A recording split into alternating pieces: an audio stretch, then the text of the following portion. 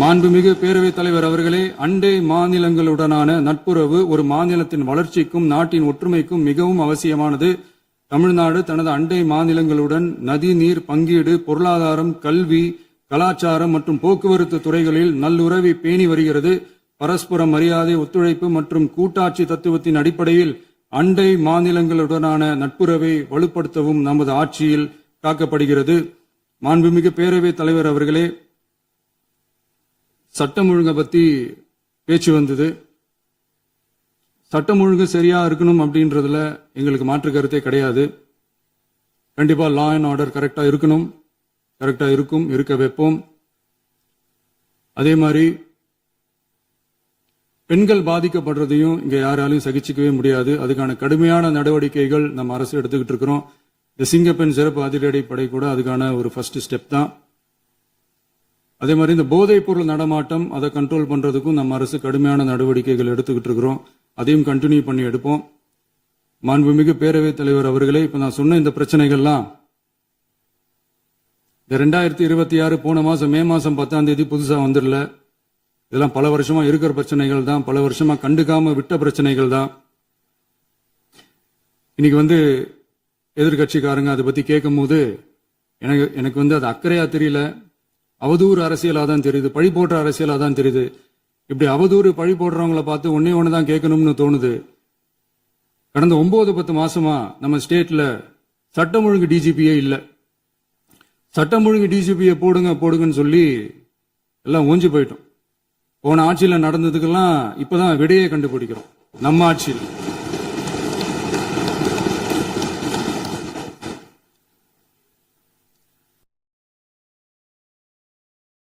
இந்த போதைப் பொருள் நடமாட்டம் தாறுமாற அப்படியே பரவி கொட்டி கிடக்குது. இதெல்லாம் இனிஷியல் ஸ்டேஜ்லயே யார் கண்ட்ரோல் பண்ணிருக்கணும்? போலீஸ் டிபார்ட்மெண்ட் அப்ப யார் கையில இருந்தது? இத்தனை கேள்வி நம்மளை பார்த்து கேட்கறாங்களே, ஒரே ஒரு கேள்விதான் நான் கேட்கணும்னு தோணுது. போலீஸ் டிபார்ட்மெண்ட்டை கையில வச்சுக்கிட்டே பிகினிங்லயே இனிஷியல் ஸ்டேஜ்லயே இந்த போதைப் பொருள் நடமாட்டத்தை ஏன் கண்ட்ரோல் பண்ணல?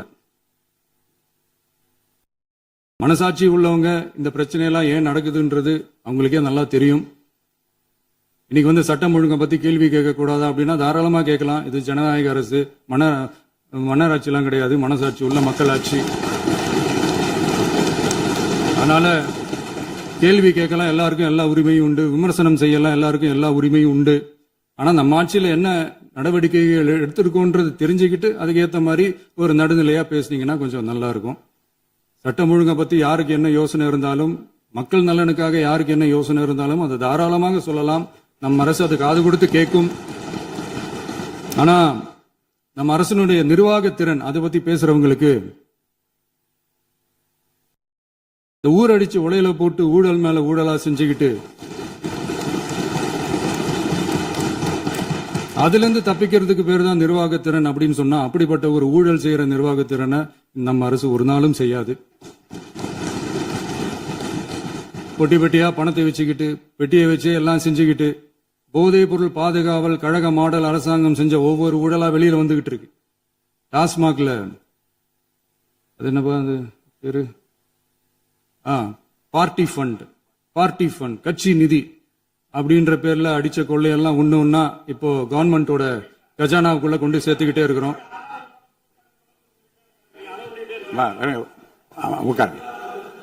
மாண்புமிகு முதல்வர்கள் பதில் உரைக்கு பிறகு நேரம் தர அப்ப அவங்க பேசட்டும், அவங்கள பேச அனுமதி உட்காருங்க. டாஸ்மாக் மாதிரியே பல டிபார்ட்மெண்ட்லயும் மறுபடியும் சொல்றேன், கட்சி நிதின்ற பேர்ல அடிச்ச கொள்ளைய ஒன்னா கவர்மெண்டோட கஜானாக்குள்ளேயே கொண்டு சேர்த்துக்கிட்டே இருக்கிறாங்க.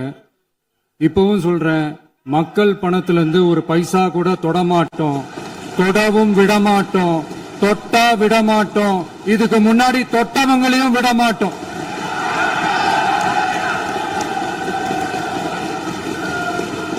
ஒவ்வொரு ஊழலா வெளியில வரும் போலே, ஒவ்வொரு வேஷமா கலைஞ்சிரும் போலே, இங்க இருக்கிற நிறைய பேரு நடுங்கி போய் இதுல நம்ம மேல அவதூறு வேற. இப்ப புதுசா ஒரு வெப்பன் ஒண்ணு கொண்டு வந்திருக்காங்க. அது என்ன தெரியுமா? அவங்க தயவால தான் நம்ம ஆட்சி நடக்குதான். மக்கள் தயவால இந்த ஆட்சி நடந்துகிட்டு இருக்கு. மனசாட்சி உள்ள சக்திகளோட ஆதரவால இந்த ஆட்சி நடந்துகிட்டு இருக்கு. நாங்க தான் அனுப்பி வச்சோம் அப்படின்றாங்களே.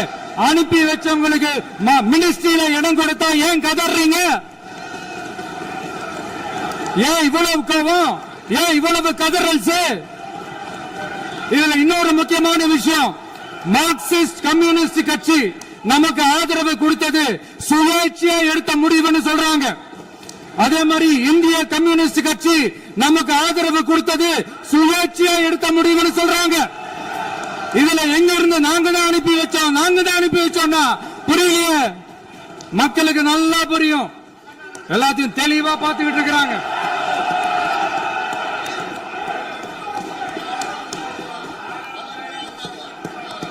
முதலமைச்சர் கண்டினியூ பண்ணலாம். மாண்பு முதலமைச்சர்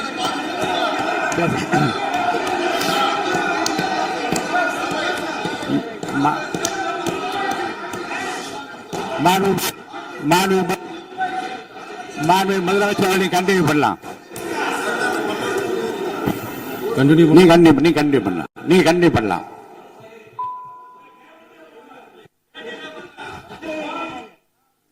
இந்த சமூக நீதி அரசுன்னு சொல்றவங்களை பார்த்து கேட்கிறேன், நம்ம பட்டியலின சகோதரர்களுக்கு எத்தனை அமைச்சர் பதவி கொடுத்தீங்கன்னு கொஞ்சம் சொல்ல முடியுமா? ஆனா நம்மளுடைய அரசுல 8 அமைச்சர் பதவிகள் யாருக்கு? நம்ம பட்டியலின சகோதரர்களுக்கு. எல்லாம் நம்ம அண்ணன், நம்ம தம்பி, நம்ம தங்கச்சிங்க. அண்ணல் அம்பேத்கர் அவர்களுடைய கிட்டத்தட்ட 100 ஆண்டு கால கனவு இப்ப நிறைவேறி இருக்கு. நான் ஏன் கொஞ்சம் சவுண்டா பேசுறேன் அப்படின்னா அவங்களுக்கு கேட்கணும்ன்றதுக்காக தப்பா எடுத்துக்காது. அதே மாதிரி பெண்களோட பாதுகாவலர் நாங்க தான் அப்படின்னு சொல்லிக்கிறவங்களை கேட்கிறேன், எத்தனை பெண்களுக்கு அமைச்சர் பதவியில இடம் கொடுத்தீங்க கொஞ்சம் சொல்ல முடியுமா? எங்க அரசுல 4 சகோதரிகளுக்கு அமைச்சர் பதவி கொடுத்திருக்கிறோம்.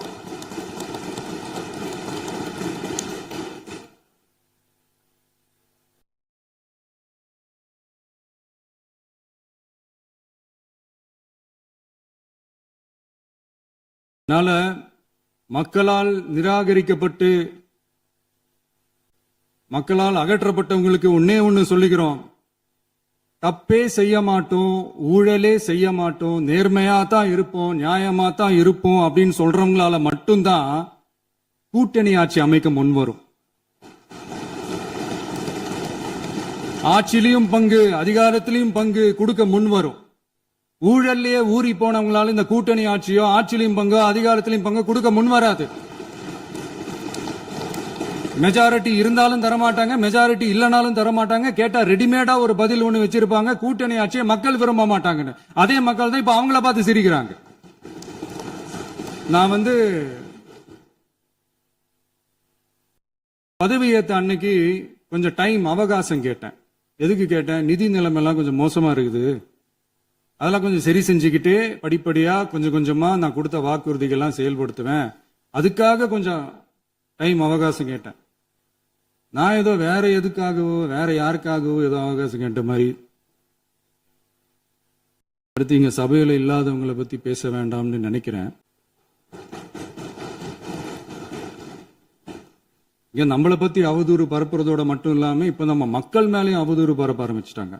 மக்கள் நமக்கு ஓட்டு போட்டது தப்பான், குடும்பமா நமக்கு ஆதரிச்சது தப்பான். இது இப்ப இல்ல, நான் சொல்றது எம்ஜிஆர் அவர்கள் காலத்திலிருந்தே. அப்பவே அவர் ஜெயிச்சப்போ அதே மக்களை தப்பா பேசுறது. மக்கள் என்ன பண்ணிட்டாங்க, எம்ஜிஆர் என்ன பண்ணிட்டாரு, எம்ஜிஆர் என்ன இது பண்ணிட்டாரு. 50 வருஷமா ஒரே டெக்னிக்கா.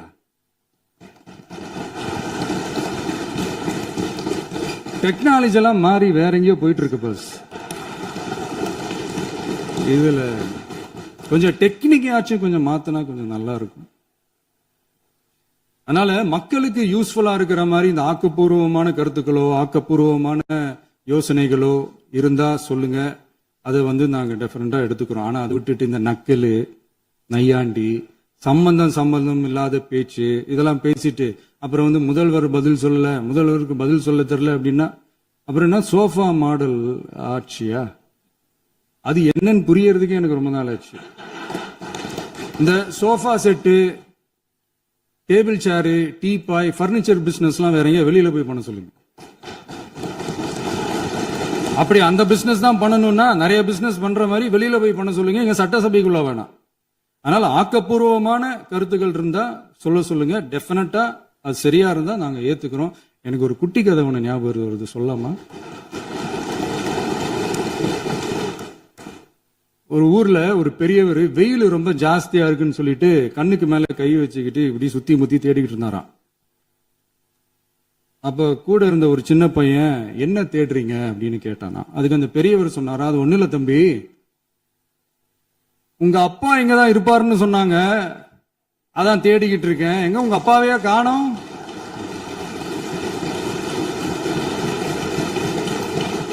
இல்ல அந்த எங்களுக்கும் நக்கலா நையாண்டியா சம்பந்தம் இல்லாத குட்டி கதை இதெல்லாம் எங்களுக்கும் பேச தெரியும். அந்த கதையில பெரியவர் அப்படி சொன்னாராம், தப்பா எடுத்துக்காதீங்க. அந்த கதையில பெரியவர் அப்படி கேட்டாராம். அதனால யாரும் இங்க டென்ஷன் ஆக வேணாம்.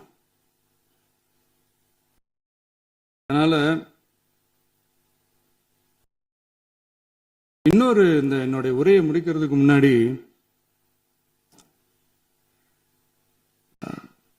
போயிட்டாங்க, பேசலாமா? நிறைய உங்க கருத்துக்கள் நீங்க முழுமையாக மன நிறைவோடு பேசலாம். டிவியில பார்த்தோம். சரி,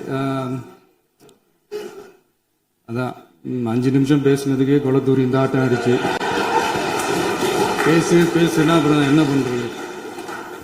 கடைசியா நான் இந்த உரையை முடிக்கிறதுக்கு முன்னாடி ஒரு முக்கியமான ஒரு விஷயம் பத்தி சொல்லணும். ஆளுநர் உரை அன்னைக்கு இந்த தமிழ் தாய் வாழ்த்துக்கு அப்புறம் தேசிய கீதம் பாடினது தப்பு, தேசிய கீதம் 2 முறை பாடினது தப்பு,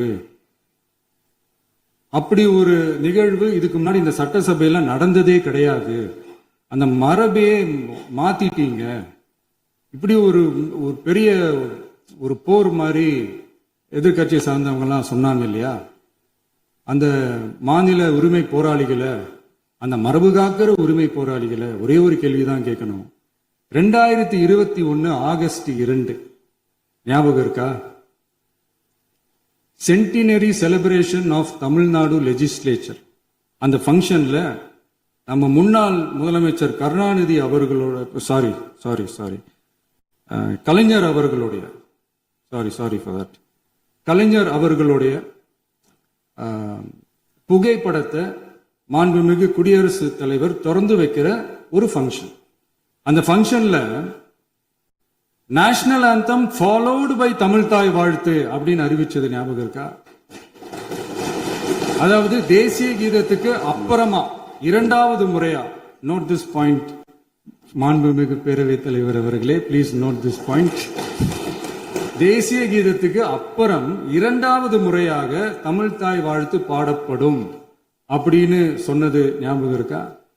அதுவும் முத்தமிழ் அறிஞர் அப்படின்னு சொல்ற நம்ம கலைஞர் அவர்களுடைய அந்த புகைப்படம் வெளியிட்டு விழாவில் அவர் இருந்த இதே சபையில தமிழ 2வது இடத்துக்கு தள்ளினது யாருன்னு ஞாபகம் இருக்கா? அது மட்டும் இல்ல, அந்த தேசிய கீதத்தை நாட்டுப்பண் நேஷனல் ஆந்தம்னு சொல்லி அதே ஃபங்க்ஷன்ல கடைசியா ஃபங்க்ஷன் முடியும் போது செகண்ட் டைம் தேசிய கீதம் பாடினதும் ஞாபகம் இருக்கா? இதே அவையில் தான், அது அவை குறிப்பிலும் இருக்கிறது, இதே அவையில் தான் நடைபெற்றது. இந்த புக்கில் நேரத்தில் இந்த ஆதாரங்களை அளித்த மாண்பு முதல் அவர்களுக்கு நன்றியை தெரிவித்துக் கொள்கிறேன். டவுட் இருந்தா இந்த புக்கை பார்த்து தெரிஞ்சுக்கலாம். அதனால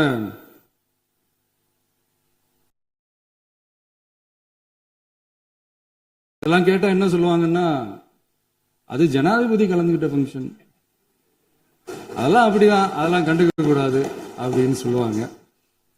இதே மாதிரிதான் பேசுறது ஒண்ணு, செய்யறது ஒண்ணு, பேசுறது ஒண்ணு. இதெல்லாம் மக்கள் பார்த்துக்கிட்டு இருக்காங்க. எலெக்ஷனுக்கு முன்னாடி தான் அப்படி செஞ்சுக்கிட்டு இருந்தாங்க, இப்ப எலெக்ஷனுக்கு அப்புறம் அதே தான் செய்யறாங்க. இந்த விஜயையும் சாமானியர்களின் உண்மையான சமூக நீதி அரசையும் அவமானப்படுத்துறதுக்கு தான் அவங்களோட அந்த பொலிட்டிக்கல் சீனியாரிட்டி அது பயன்படுத்துது போல. சரி, செய்யட்டும், நல்லா செய்யட்டும். இப்போ ஆனாலும் நம்மளுடைய மாநில உரிமை, மொழி உரிமை, உத்தமபுத்திரர் போல வேஷம் போடுற எதிர்க்கட்சிக்கு ஒன்றை மட்டும் ஆணித்தரமாக சொல்றோம். உங்களை மாதிரி தமிழ்னு சொல்லிக்கிட்டு, மொழி, பண்பாடு, கலாச்சாரம்னு சொல்லிக்கிட்டு ரெட்டை வேஷம் போடுறவங்க நாங்க கிடையாது. உலகெங்கும் வாழும் என் தமிழ் சொந்தங்களுக்கு நம்முடைய உத்தரவாதம் தமிழ் தான் எங்க உயிர் நாடி அப்படின்றத மறக்க மாட்டோம். இப்பவும் சொல்றோம், மாநில உரிமையில எப்பவும் உறுதியா இருப்போம். அதே சமயத்துல அரசியல் வேற, ஒன்றிய மாநில அரசுகளுக்கு இடையே இருக்கிற நிர்வாக அணுகுமுறை வேற. இதுல நாங்க ரொம்ப தெளிவா இருக்கிறோம். அதனால எங்களுக்கு பாடம் எடுக்கிறதா நினைச்சுக்கிட்டு உங்க வேஷத்தை நீங்களே கொஞ்சம் கொஞ்சமா கலைச்சுக்கிட்டே வர்றீங்க, மறந்துடாதீங்க. அப்புறம்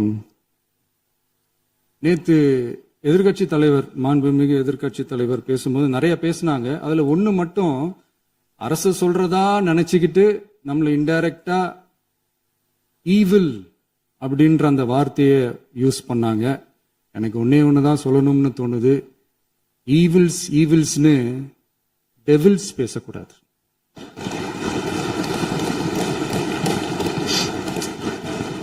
அவங்க இருந்திருந்தா ஒரு ஆக்ஷன் பண்ணணும்னு எனக்கு தோணுச்சு. எல்லாரும் போயிட்டாங்க. பர்மிஷன் பண்ணலாமா? இப்பவும் பண்ணலாம், ஒன்றும் தப்பு இல்லை.